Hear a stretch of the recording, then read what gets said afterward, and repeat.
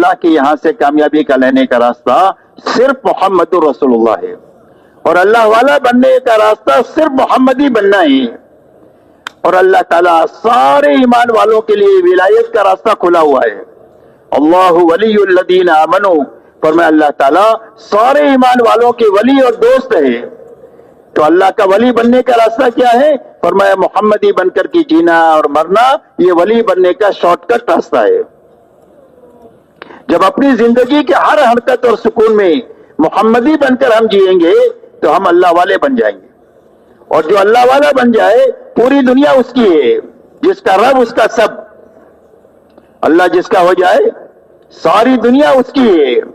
ہوا آپ کے لیے کام کرے گی، آگ آپ کے کام میں آئے گی، پانی آپ کا کام کرے گی، فرشتے آپ کی نصرت میں لگے رہیں گے۔ اللہ تعالیٰ ساری دنیا کو ایمان والوں کے لیے مسخر فرما دیں گے جب ایمان والے محمدی بن کر کے دنیا میں جینا طے کریں گے۔ اسی لیے صحابہ کی زندگی میں آپ کو ملے گا کہ جب کبھی بھی ضرورت پڑی آگ کے پر قابو پانے کی تو ہاتھ سے آگ پر قابو پا لیا تمیم داری نے مدینہ منورہ میں۔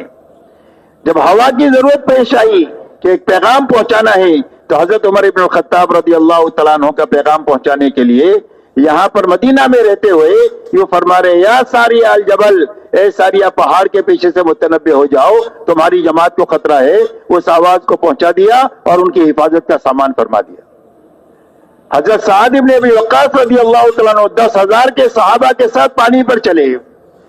عقبہ ابن عامر جو ہے وہ جو افریقہ کے جنگل میں جانوروں سے یوں کہا کہ ہم اللہ کے نبی کے ساتھی ہیں اور یہاں ٹھہرنا چاہتے ہیں، تو جنگل کے سارے موذی جانور ایسا اپنے بچوں کو لے کر جا رہے تھے جیسے بکری اپنے بچے کو لے کر جاتی ہے، اور پورا میدان خالی ہو گیا۔ کہا جب تم اللہ کے ہو تو اللہ تمہارے اور پوری دنیا تمہاری۔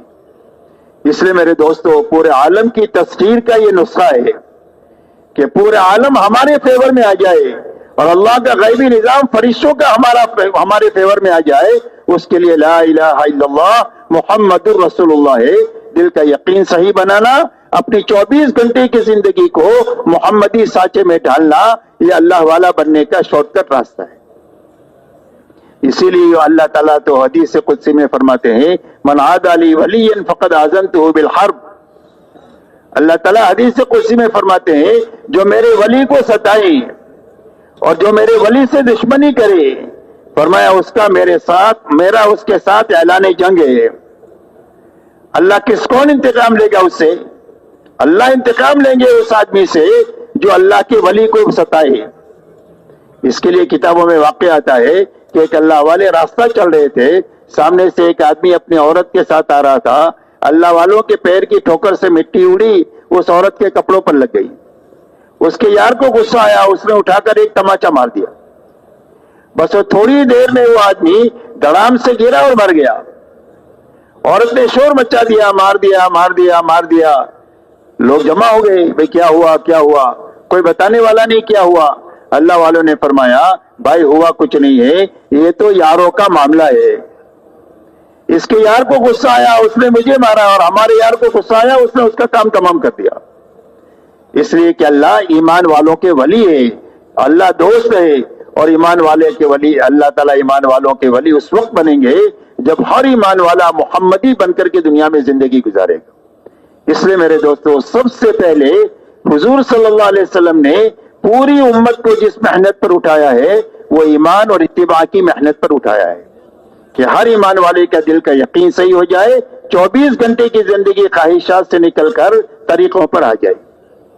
اس کے لیے اللہ تعالیٰ نے ایمان کے بعد میں دوسری جو لائن دیا وہ عبادت کی دیا کہ ہر ایمان والے کا اللہ سے تعلق صحیح ہو جائے عبادت کے راستے سے۔ اس لیے کہ ہر آدمی کا اللہ سے جو تعلق ہے وہ بندگی کا ہے۔ ہم اللہ کے بندے ہیں، اللہ ہمارے رب ہے اور ہمارے معبود ہے، اور عبادت کے لائق صرف ایک اللہ کی ذات ہے۔ اس لیے اللہ کی طرف سے ایمانیات کے بعد میں جو دوسری لائن آئی وہ عبادت کی لائن آئی کہ تم نے اقرار کیا ہے اللہ کے بندہ ہونے کا، محمد صلی اللہ علیہ وسلم کے امتی ہونے کا، اس کے ثبوت کے لیے ہم عبادت کی لائن تم کو دیتے۔ اسی لیے فرمایا جب تم کسی آدمی کو دیکھو کہ مسجد کا عادی ہے تو اس کے ایماندار ہونے کی گواہی دو۔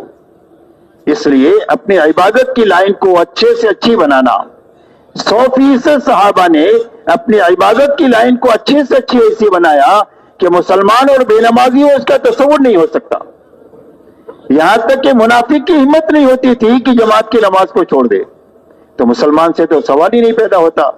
تو 100% ایمان والوں نے اپنی نماز پر محنت کر کے اپنی نماز کو ایسی اچھی بنایا جس کے نتیجے میں پوری زندگی اچھی بن گئی. اس لیے کہ پوری زندگی کی اچھی بنانے کا راستہ نماز کا ہے. نماز کے بارے میں فرمایا ان الصلاۃ تنہی عن الفحشاء والمنکر، نماز آدمی کو بے حیائی اور برائی کے سارے کاموں سے روکتی رہتی کہ اگر نماز بنتی جائے گی تو زندگیوں سے رذائل نکلتے جائیں گے اور زندگی میں خسائل اور شمائل آتے چلے جائیں گے.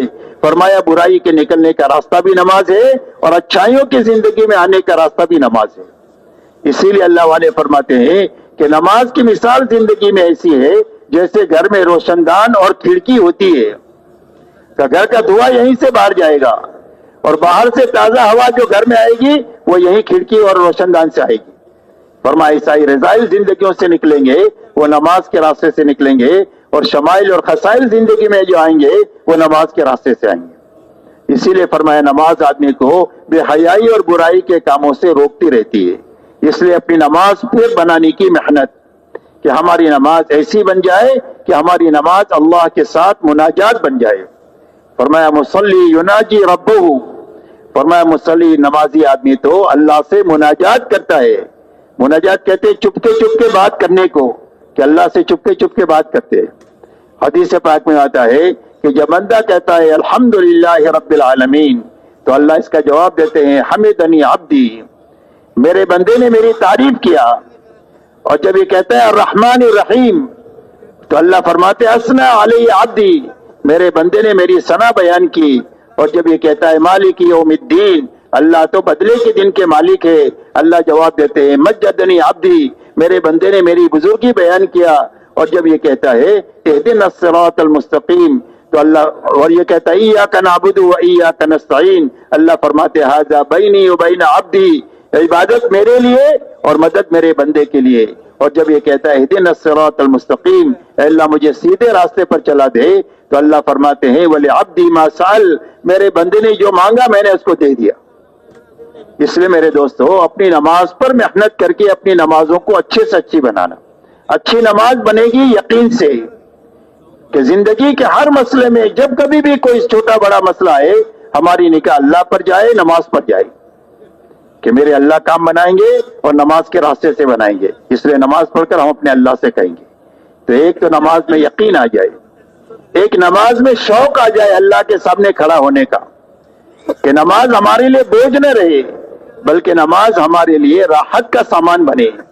حضور صلی اللہ علیہ وسلم فرماتے تھے حضرت بلال سے ارحنی یا بلال، اے بلال نماز کی تیاری کر کے ہم کو راحت پہنچاؤ. تو نماز کے اندر میں اللہ کے سامنے کھڑے ہونے کا، سجدے میں پڑے رہنے کا، قیام لمبا لمبا کرنے کا ہمارا شوق بن جائے. نماز کے اندر میں علم آ جائے، مسائل کا علم اور سنتوں کا علم کہ ہر عمل کی سنتیں کیا ہے اس کو معلوم کر کے سنت کے مطابق اور مسائل کی رعایت کے ساتھ نماز کو پڑھنا. چوتھی چیز اللہ والا دھیان آ جائے کہ اللہ کی عبادت اس طرح کی جائے کہ میں اللہ کو دیکھ رہا ہوں اور اللہ مجھے دیکھ رہے. اور اگر یہ بات پیدا نہ ہو تو یہ تو ضرور ہونا چاہیے کہ اللہ تو مجھے دیکھ ہی رہے. اس دھیان کے ساتھ نماز پڑھنا اور اللہ کو راضی کرنے کی نیت سے پڑھنا. فرمایا یہ 5 باتیں نماز میں پیدا ہو جائے گی تو یہ نماز ایسی بن جائے گی جو اس کی زندگی کو نکھار دے گی. ایک تو یقین پیدا ہونا چاہیے، ایک شوق پیدا ہونا چاہیے، ایک علم نماز میں آنا چاہیے، ایک صفت احسان آنی چاہیے اور ایک اخلاص آنا چاہیے. یہ 5 باتیں نماز میں آ جائے گی تو اس نماز سے جو چاہے گا اللہ اس کی حکمت کے مطابق اس کو دے دیں گے. اس لیے میرے دوستو اپنی نماز اچھے سے اچھی بنانا، روزہ ایسا اچھا بنانا کہ ہمارے اندر میں تقوی پیدا ہو جائے. روزے کی غایت تقوی بتائیے کہ جس طرح حلال سے بچ گئے ہیں حرام سے بچنے کی طاقت پیدا ہو جائے نماز کے راستے سے، روزے کے راستے سے، اور تقوی پیدا ہو جائے گا تو اللہ تعالیٰ ایسی جگہ سے روزی دیں گے جہاں سے وہم و گمان بھی نہیں ہوگا. کوئی الجھن آ گئی زندگیوں میں تو اس الجھن سے نکلنے کا راستہ اللہ تقوی کے ذریعے سے بنا دیں گے. دنیا میں بہت سارے مسائل آتے ہیں، اللہ ان مسائل کو آسان فرما دیں گے. جو نیکی کریں گے وہ اللہ کے یہاں اس کا وزن بڑھ جائے گا، اور غلطی ہو جائے گی تو تقوی کی برکت سے اللہ معاف فرما دیں گے۔ اسی لیے میرے دوستو، صحابہ تقوی کو اپنی تمام نعمتوں کا بدل سمجھتے تھے کہ اللہ نے بڑی نعمت ہم کو دیا ہے، جب کبھی بھی کوئی مسئلہ آئے گا ہم تقوی کے راستے سے اللہ سے حل کرا دیں گے۔ اسی لیے ایک مرتبہ حضرت عبد الرحمن ابن عوف رضی اللہ تعالیٰ عنہ نے حضرت عمر سے یہ فرمایا کہ امیر المومنین، آپ بیت المال سارا خرچ کر ڈالتے ہیں، آئندہ مسلمانوں کی ضرورت کے لیے کچھ رکھتے ہی نہیں ہے۔ تو حضرت عمر رضی اللہ تعالیٰ نے فرمایا کہ عبد الرحمن، تمہاری زبان پر شیطان بول رہا ہے۔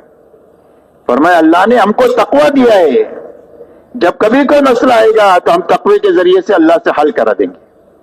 اس لیے میرے دوستو فرمایا ایسے اچھے روزے تقوی پیدا کرنے کے لیے اللہ نے عطا فرمائے کہ ایسا اچھا رمضان بنا رکھے کہ پوری زندگی حرام سے بچنے کی طاقت پیدا ہو جائے۔ اسی کے ساتھ زکوٰۃ ایسے اچھے انداز سے دے کہ ہمارے دلوں کا بخل ختم ہو جائے۔ بخل جہنم کا درخت ہے اور سخاوت جنت کا درخت ہے۔ اللہ تعالیٰ حج فرض فرمائے تو حج ایسا سیکھ کر اچھی طرح کرنا کہ ہماری زندگی میں کامل اطاعت زندہ ہو جاوے۔ یہ حج اطاعت سکھانے کے لیے ہے کہ زندگی چاہے سمجھ میں آئے نہ آئے، حکم اللہ کا ہے، اس پر ہم چلیں گے، طریقہ نبی کا ہے، اس پر ہم چلیں گے۔ دنیا کسی رخ پر جائے ہم تو نبی کے رخ کو چھوڑ نہیں سکتے، ان کے طریقے کو چھوڑ نہیں سکتے۔ اس لیے میرے دوستو اپنی عبادت کی لائن کو اچھی سے اچھی بنانا، اس لیے کہ ہمارا تعلق اللہ سے جو قائم ہوگا وہ عبادت کے راستے سے ہوگا۔ اسی کے ساتھ میں اپنے آپس کے تعلقات میں اللہ کی دی ہوئی تعلیمات کو زندہ کرنا۔ یہ دنیا تعلقات کی جگہ ہے، جتنے تعلقات ہیں اتنے حقوق ہے۔ ہر ایک انسان کے ماں باپ ہے، بیوی بچے ہیں، بھائی بہن ہیں، چاچا چاچی ہے، نانا نانی ہے، یہ ساری رشتہ داریاں ہے۔ کوئی سیٹ ہے، کوئی نوکر ہے، کوئی حاکم ہے، کوئی رعیت ہے، یہ سارے تعلقات ہیں، اور جتنے تعلقات ہیں اتنے حقوق ہے۔ تو یہ حقوق کی ادائیگی ہماری زندگی میں آ جائے، ہر ایک مسلمان سے محبت کرنا آ جائے۔ حدیث میں آتا ہے تم میں کیا کوئی آدمی کامل مومن نہیں ہو سکتا ہے جب تک اپنے بھائی کے لیے وہ چیز پسند نہ کرے جو اپنے لیے پسند کرتا ہے، اور فرمایا تم